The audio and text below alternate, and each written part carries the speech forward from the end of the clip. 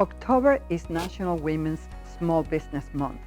This is a time to celebrate the achievements of female entrepreneurs and recognize the challenges that women still face in the field. 31 Octobers ago, the Women's Business Ownership Act was signed into law by President Ronald Reagan. The bill was a landmark piece of legislation meant to facilitate female business ownership.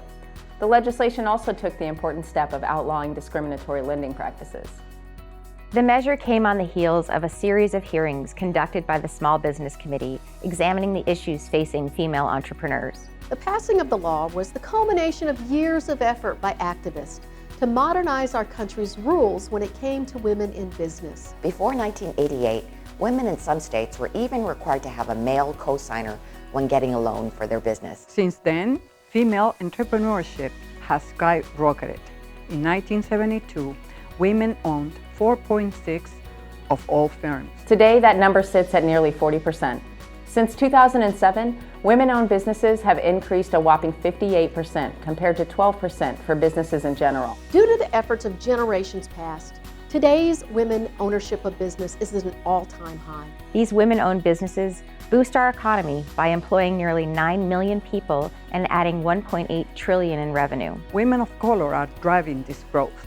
Since 2002, the number of firms owned by Hispanic women has shot up 77%, while firms owned by Black women have increased by 40%. These numbers show what a force women can be in the business world when given a chance. We must celebrate the progress that has been made, but also acknowledge there is still a long way to go when it comes to achieving an even playing field in small business. On average, women have less access to capital and lower revenue than their male peers.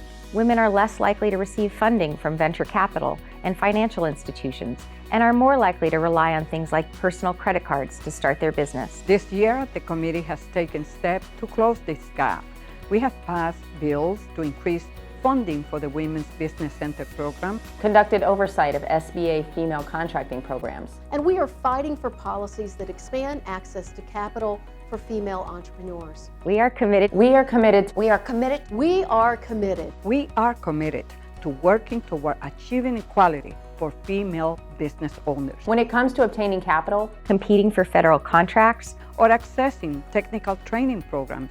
Women deserve the same opportunities as men. our female entrepreneurs have big dreams, and we need to make sure that they have the opportunity to achieve them. So let's take this month and every month to celebrate the achievements of women in small business and recommit ourselves to working toward a better future.